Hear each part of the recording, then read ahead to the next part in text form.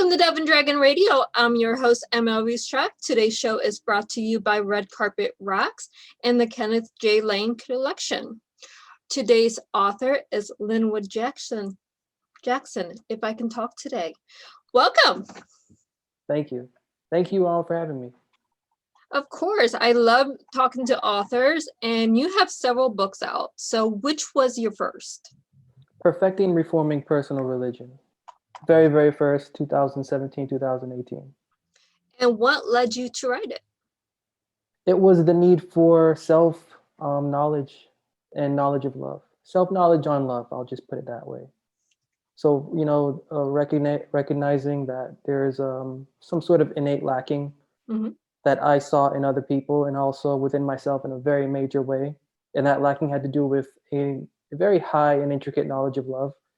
That's what led me to want to investigate what the definition of love is, not from a personal, societal, or Western worldly point of view, but just what is this? Because it's not romantic, it's not, organizational, it's not communal. There's something more intimate about love and its definition in the human context. That's what led me to write this first book. Right. We talk about love, but what is it really? I mean, we talk about it as an emotion, but it's not really an emotion. It's something that we need to find within ourselves in order for us to express to other people. And that's sort of that led me to my conclusion. The definition of love, when you get out of the Western tradition that we're used to just being enforced to adopt, the Eastern way of living is sort of more human and more for not self, as is the West, but for other. Right. So, the definition of love, because my roots and my foundation of my philosophy, it comes from the Bible, which has been transformed into a Western book, but it is originally written by Eastern philosophical minds. The definition of love turns out to be edification. So when you are loving, you're edifying. When you are loved, you are edified. To love is to edify. And so it became, how do you edify? What is edification? What necessarily does one have to do or be in order to get to that point of where their love is not simply just love dictionary, it's love, edification, universal. Right. We go to, in the Western world here in America, we go to self gratification, instant gratification, and we fall in and out of love within seconds. It's insane. If you go to India or other countries over there, everything is for long periods of time. It's a life lesson. We always go to loving ourselves to expand outward, loving family, loving each other, is everyone helps everyone. And that's sort of where that very first book led me to in my branch of study, which is perfecting and reforming your personal devotional character, which is contrary to what religion would have you do, because religion, in a sense, makes you hide from yourself to adopt the conscience or the belief of other philosophers.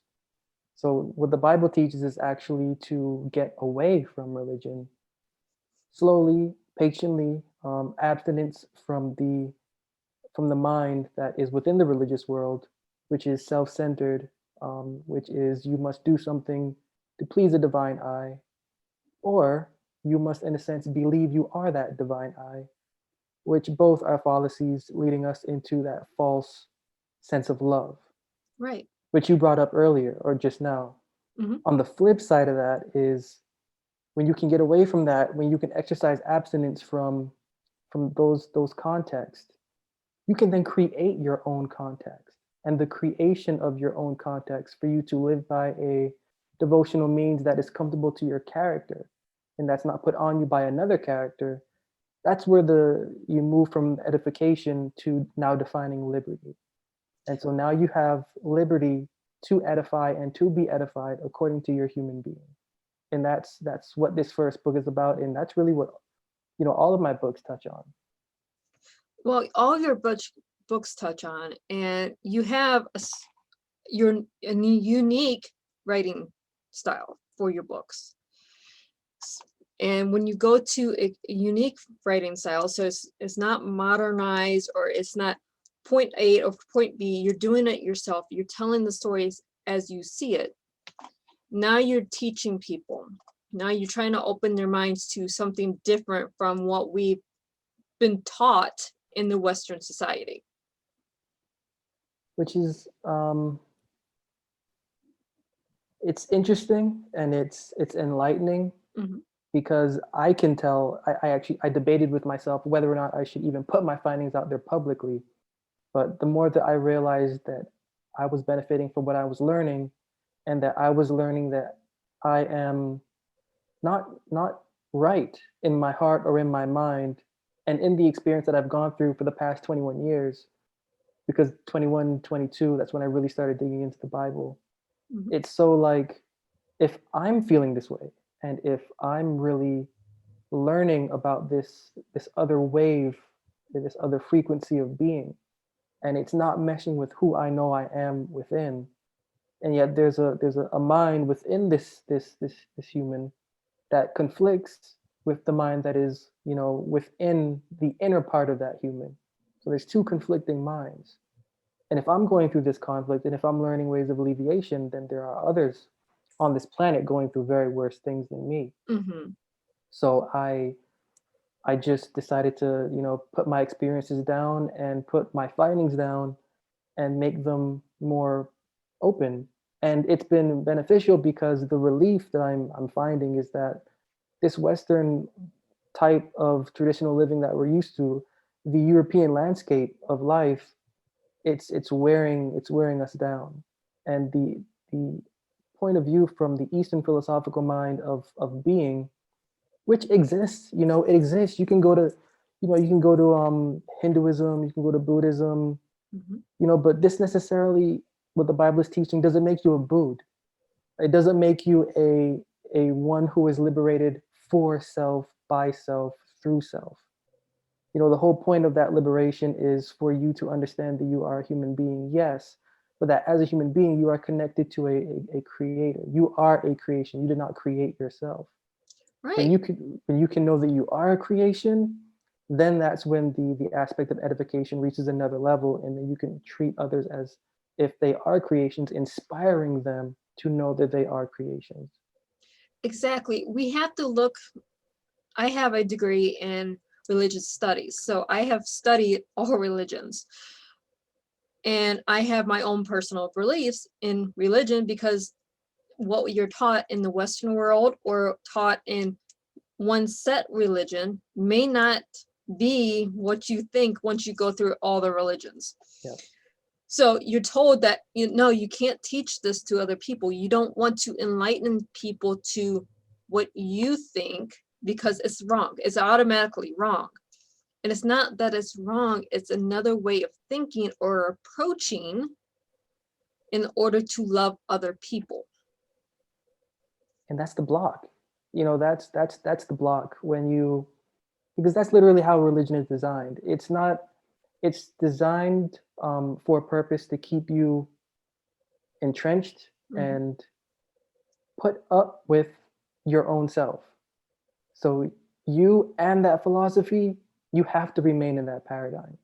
If Mhm. you are not going to remain in that paradigm, and you are not going to allow anybody else into that paradigm for whatever reasons you would have them let in or let out, Mhm. that's going to affect your character.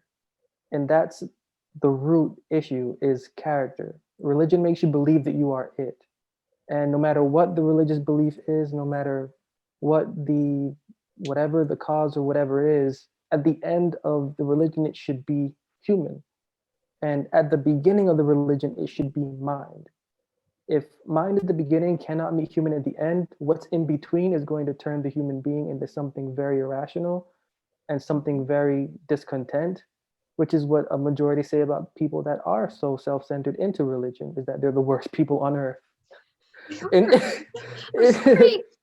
I mean, we have so many people that say they're this religion or that religion, and they hide behind the religion because they're not happy.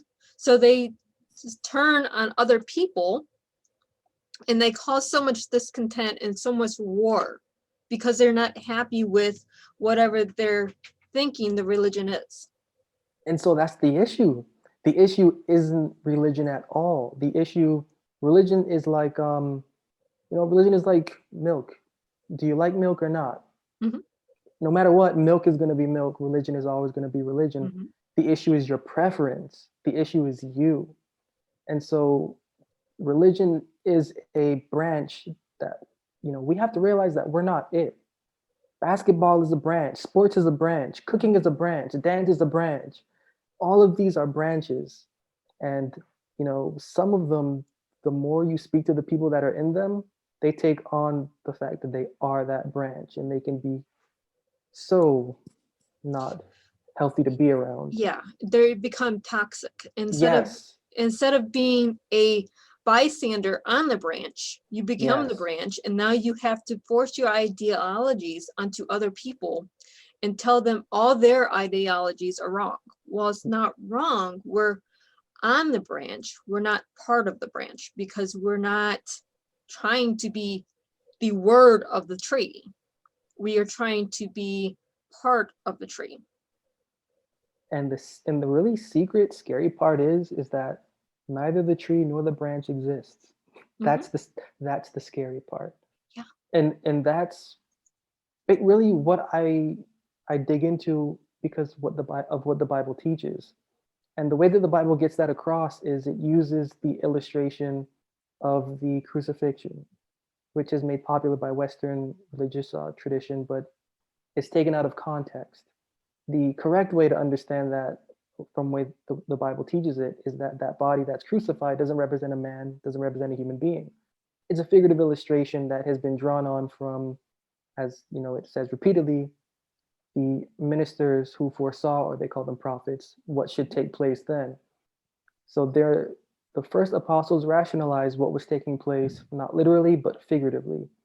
And so that body that was crucified, it represents a specific religious philosophy, a philosophy that can categorize what a, I guess, quote unquote, true and what a quote unquote false religious experience is. Crucifixion of that body represents the crucifixion of a false religious philosophy that depends on baptisms, rites, rituals, routines, creeds, um, theories, and doctrines, and feast celebrations, holy or holidays, to be participated in and believed on in order to feel that you are one with a specific community and that you have a light shed on you by that specific divine eye. And to do this is to please both the community and that eye for whatever you imagine yourself to receive presently and when you're after death. The Bible lets us know that none of this is true, and the illustration shown by the crucifixion of that body represents this fact. And being that representative, the illustration continues itself by a resurrection of that body, which is again figurative, not literal, which illustrates the rising of the religious conversation, or the devotional conscience, from that former way of thinking to a new way of thinking, without the mind that was formerly had. So now, instead of taking your rites and baptisms and listening to the handwritten ordinances and commandments and theories of former theologians, now the experience belongs to you. You now must get lost in the experience. You now must control the experience. You now must create the experience. You now must command the experience to talk to you. You now must become the garden. And you now have to be the soil and learn what it is like to feel growth from out of soil. That's And the that experience that is the correct one that the Bible teaches. And that's really what we should be aiming for. we have to get, we're better than this. As human beings, we are better than just following a leader. We are all a leader for our own selves.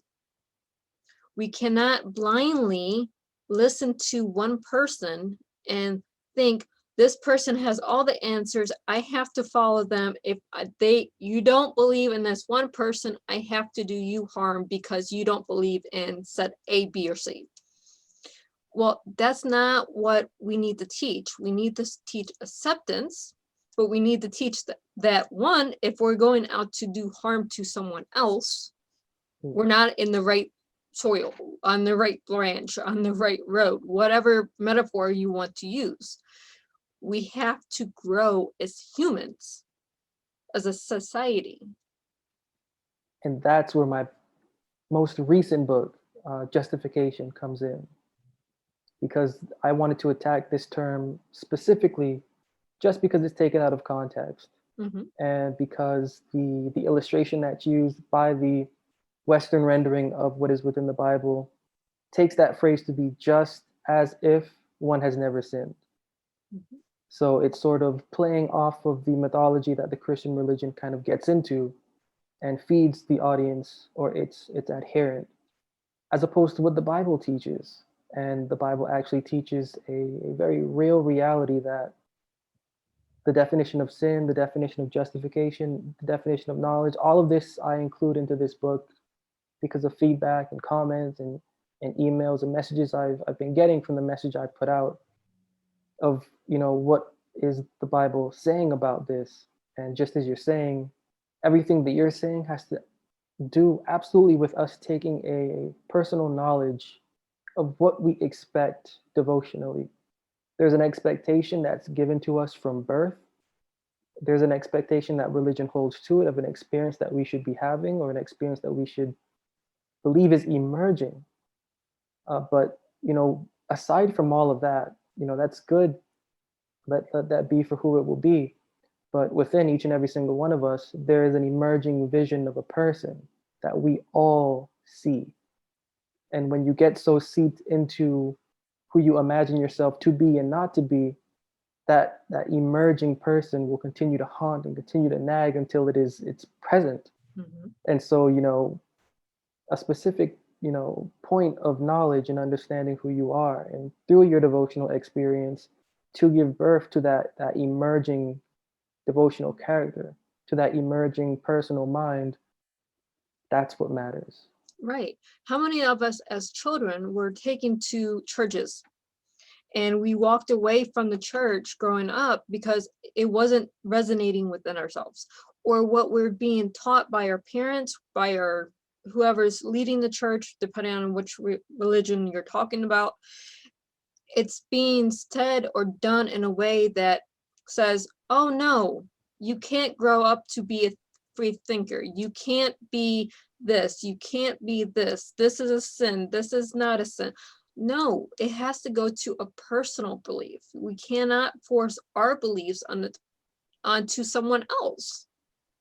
We And have to take the journey ourselves. that is that's that's it. And I like to give the illustration of a pregnant woman. Hmm. Each and every single one of us, when we have a specific belief that we have, we're pregnant. We're pregnant with that confidence. We're pregnant with that assurance. We're pregnant with that devotional mind.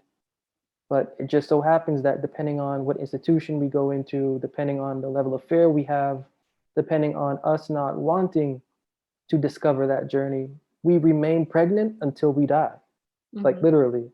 There's like, for example, someone a couple of months ago purchased like my audiobook and said, how am I supposed to, after 65 years of living, now change the way that I am? Like I don't want to do that. Like what is this? Hmm. So you've got us. We've got a being, a mind lives within this human being. This human being is created fraudulent. It's created fractured, and it's created fractured because that's just our mission. Our mission is to not be human. Our mission is to learn how to be human, Hmm. which sounds maybe bad or different, but being human and learning to be human are very, very two different things.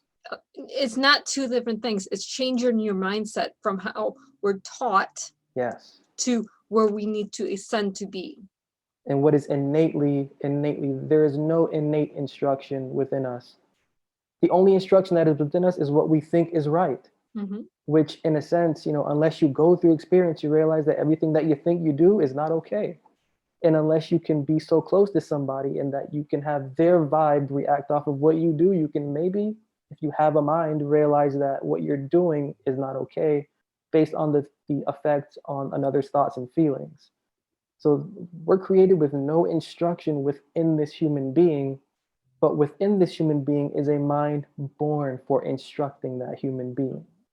That mind is supposed to, when it's cultivated, instruct our human being, that our human being can then ascend, as you said, industrially, personally, devotionally, as in affection, as in empathy, as in everything that goes with simply being human and not necessarily a human being. Exactly. We have to look at our mind. Our minds are completely blank when we're born. We trust our minds to our elders, our parents, our grandparents, whoever is raising us, This is to true. teach us right from wrong. Well, then we get into the toddler stage and we're going to teachers and we're going to religious icons. We're going to teaching us right from wrong. Well, then you have the negative on this that we also interact with that is already on the wrong path because of their own beliefs. And I say wrong path because they're doing harm to others because that's how they feel good. And that's trend. Yeah. Like like literally, like that's just natural trend. Like there is nothing that we can do to Mhm. get out of that except, Change our mindset. there it is. When there is a level of awareness to realize that I'm more than this body, Mhm. when there's more than even a level of awareness to understand that I'm more than just a reaction of chemicals, which is, you know, doesn't explain how you can, for example, have emotion if you're simply just a reaction of chemicals. So the fact that you can not only have emotion, but sense emotion, this should let us know that we are more than what we physically appear to be and than what we feel and think we are. That level of consciousness in that journey, as you're saying, that's the journey of justification. Mhm. And justification, in a sense, when I do my writing, my studying, I translate the words from English into Greek, and then from Greek Hebrew back into English, reconstruct the sentences just to make sense of what the minds were saying.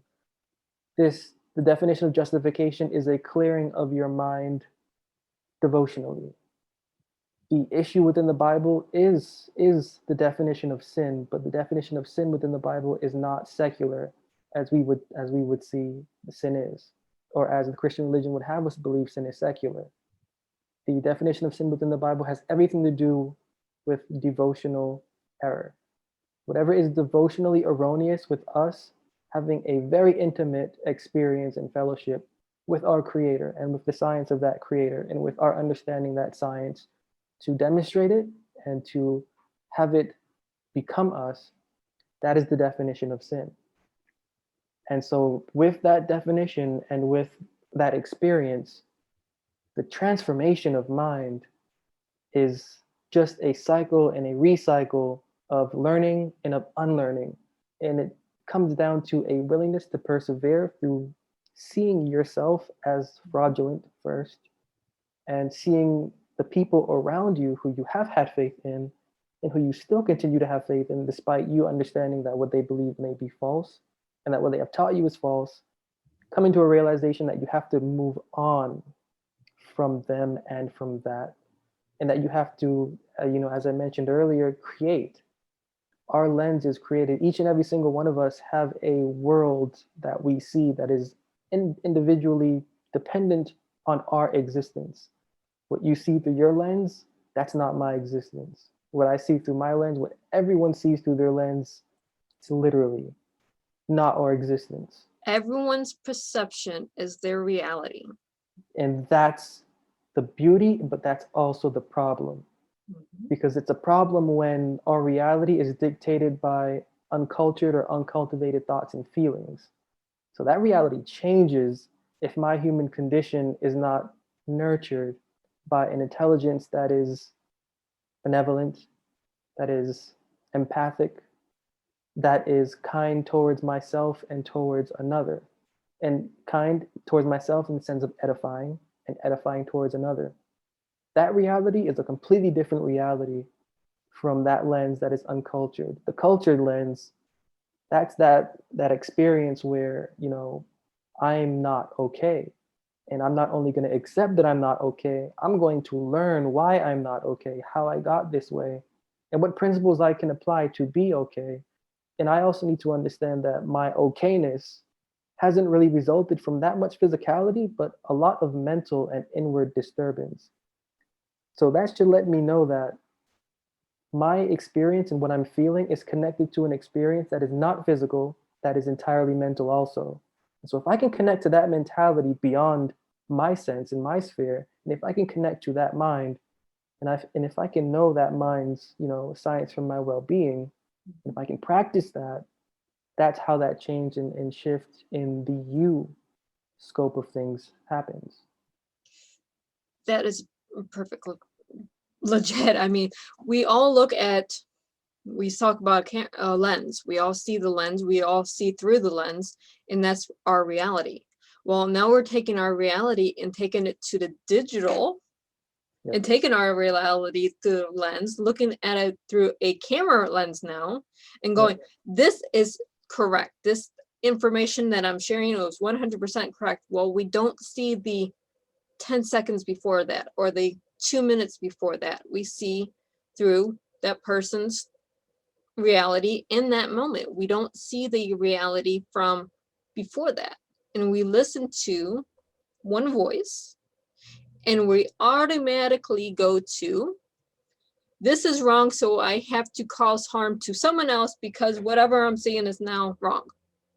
Well, it's not that. We have to stop, go back to our reality, go back to what we think is right or wrong, rather if we're right or wrong ourselves, and look at it from both points of view.